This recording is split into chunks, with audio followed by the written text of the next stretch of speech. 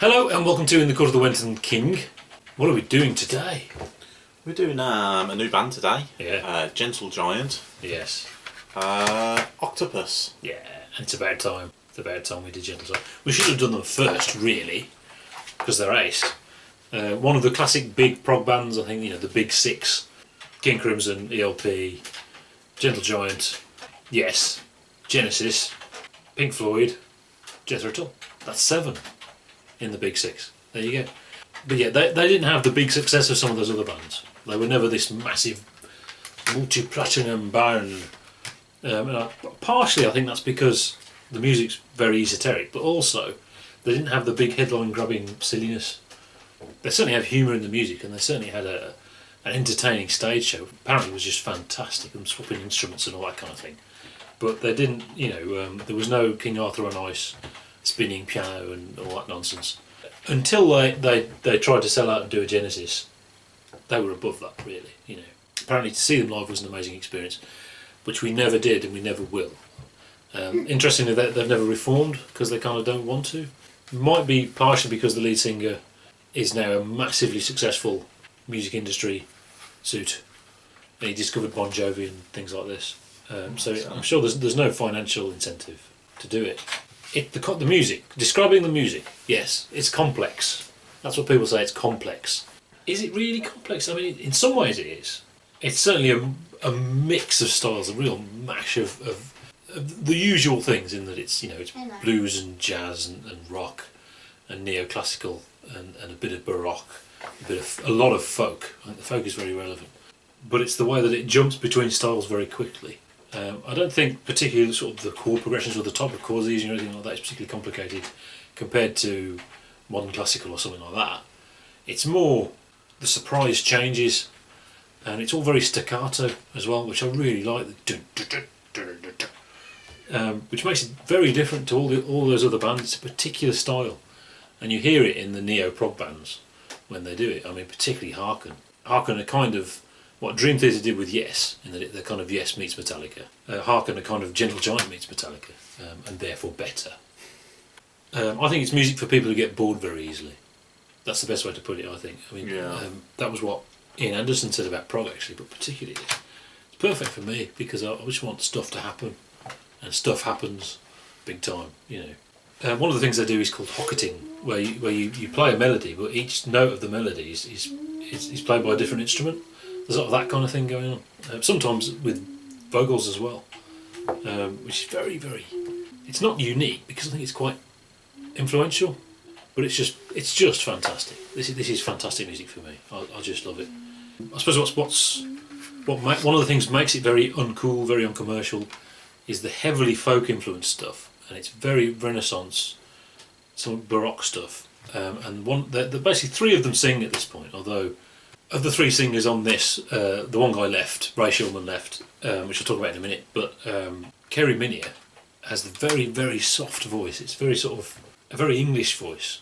So there's a deliberate stylistic thing about making it sound stereotypically English in a way Americans might think, oh, that's what English people sound like. But it's a very soft voice, to the point where he actually didn't sing live, because at the time, to be able to sing live, you had to actually really be able to sing. Now it wouldn't matter, obviously. You get some fantastic microphone and just go into it, and it would sound amazing. There's 3 brothers on it, the Shulman brothers, but the Ray Shulman left after this period because the tour of this was supporting Black Sabbath on the Volume 4 tour, and apparently the Sabbath fans hated it. They got booed. They actually got booed. So they always had a marketing problem, and there was no real way to market them like the other bands, sadly.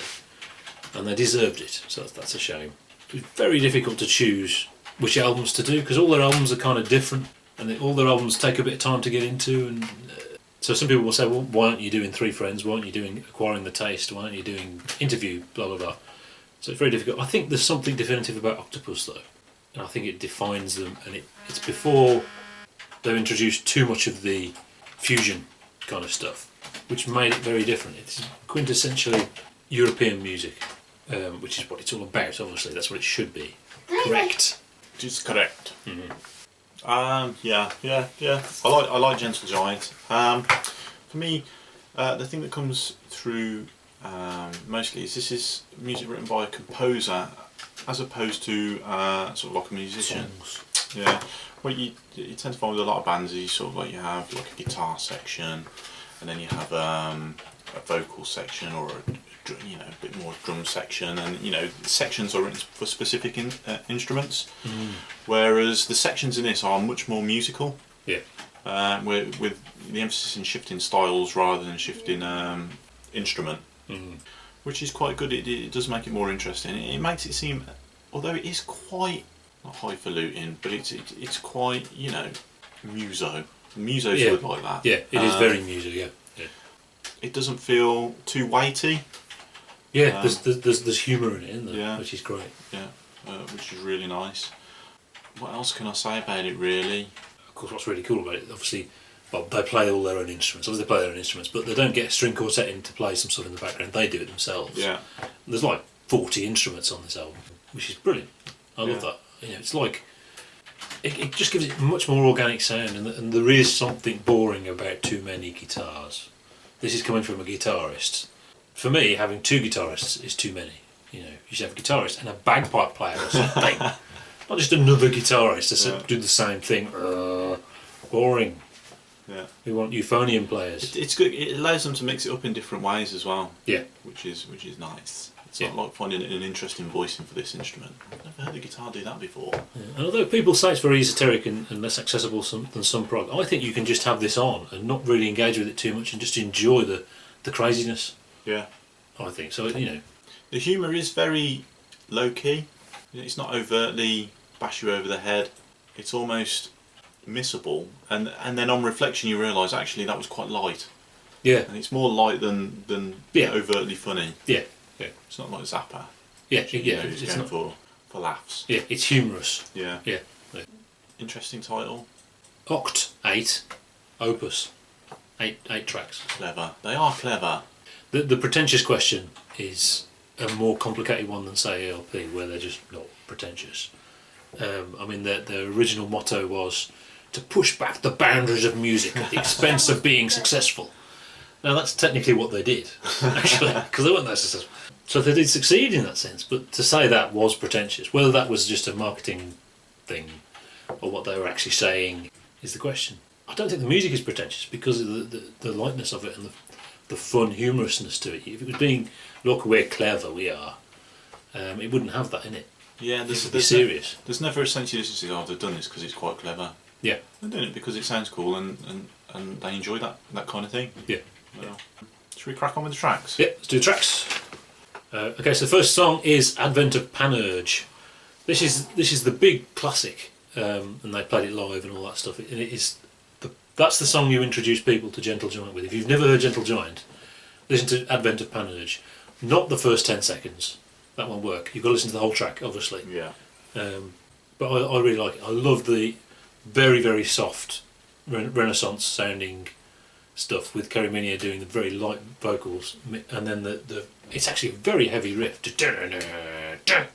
It's got everything in it.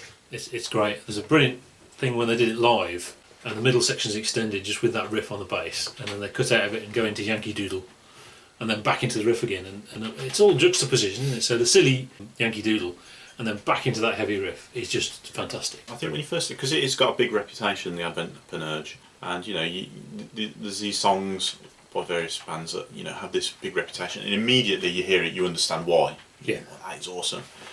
You're right. You've got to listen past the first 10 seconds because if you just do, you tune in for the first 10 seconds, you think this doesn't feel epic. Mm. Yeah. Yeah. And it's not until you've actually finished listening to the song that you reflect on it and think, bloody hell, that was a bloody good song. Yeah.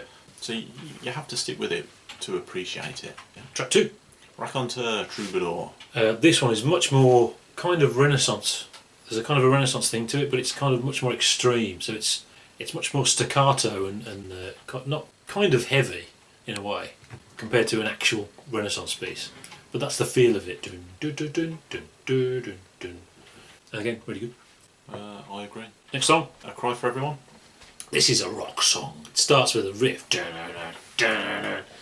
But I love what they do with it in that it doesn't have to be a big epic vocal. And the melody sort of goes... I can't explain that. But I think it's great. I love stuff like that. I never the vocals never get epic No. for me on this album. They reflect that light sense, and that's a good thing. Yeah. Most of the vocals are Derek Shulman, and he's got a distinctive sound. So that's good. I mean, I assume that the lyrics are quite interesting. The lyrics are really good. It's funny, for years I never paid any attention to the lyrics. The lyrics are great. Well, I think some stuff inspired by is it R.D. Laing, I think. R.D. Laing, yeah. And that's a good thing. Yeah, I mean, they do sort of pass by without you noticing. But the fact that they are so good, indicates the depth of the music, and that sort of supports the quality, if you know what I mean. Yeah. The stuff that's not so important is still really high quality. Track 4. Knots. For me, this is the best song on the album. It might be my favourite piece, maybe, not sure. It's the most awkward, convoluted sounding piece. It's not the most complex piece on there, but it's the most awkward sounding. And to me, that's just wonderful. It's the hocketing thing with different instruments playing, which is wonderful. And there's some a cappella vocally stuff on there, which is brilliant. Just brilliant. Yeah, it's good. I mean, it's not. You probably, although it's your favourite, most people wouldn't appreciate that track. Yeah, I assume so. On the first listen. Yeah, they think, what the hell is that? It's going to be, you've listened to it a few times and wow, that is really good. As it's ringing through your head all day. Well, your ears are ringing. Yeah. After all those instruments and all those styles all at once. Yeah. Track 5. The Boys. In the Band. This one's an instrumental. It's kind of a heavier version of that kind of thing. So it does juxtapose Knots really interestingly, and that Knots is kind of proggy and weird. Boys in the Band is much more heavy, and you've got the distinctive time changes. Kind of points to where they were going later on later albums, I think. But it's interesting that they do it without vocals though. Yeah, that is interesting. Because nearly all of them can sing. I think it's only the guitarist that didn't sing, maybe? I'm not even sure about that. They're actually a very musical family, aren't they? Yeah. Shulmans. Next track, Dog's Life. Dog's Life. Dog's Life. And again, another juxtaposition in this is an acoustic one. McCartney. Very McCartney, this one, I think. Even solo McCartney. It's good. I like it. All these songs are pretty good. Yeah. Yeah. I mean, I can't think of higher praise than McCartney, like. Oh, yeah. 7. Think of me with kindness. This is the ballad, and that means, with Gentle Giant, means something very, very soft, and it's Kerry Minier again doing the very, very soft. Hello, I'm singing like this, like I'm a fairy or something. And that's okay at that point in the album, but it's not my favourite thing on the album. It's alright. Yeah. I think Pixie's more than Fairies with Gentle Giant. Yeah. I mean, I love that head. River. This has got a different feel to the rest of the album, I think. It's much more fusiony. It probably might be partially that it's the electric violin on there. But it's good. It's a good way to end the album. There's a touch of fusion in there, which isn't on the rest of the album, which is interesting. I mean, what's good with me, this finishes. It's another interesting track. It's nearly 6 minutes. Yeah. Whereas, would with the contemporaries maybe expect an epic there. Yeah, they don't really do that. And they don't do epics. They don't really do sort of long solos and things like that either. They don't really do that. It is all about the composition. Yeah. And it's quite epic. The whole thing, as it runs together, is quite epic. But there's no sort of consistent theme. It's not like a thingy album. It's not a concept album. It's not a concept album. The previous one is Three Frenzies. Yeah. And I think this it does well from it. I think we chose the right album to do first, personally, Kev. Yeah, I agree. Yeah. Anyway, we're doing 3 of them. Please don't request any others. We do 3 albums for a band and then we move on and we do other things. And we run out of things to say, so yes, I highly recommend this. 5 eggs for me. 5 eggs for me also. There you go. We've reviewed some good albums recently, Kev. We have, yeah. Yeah, some highly rated ones.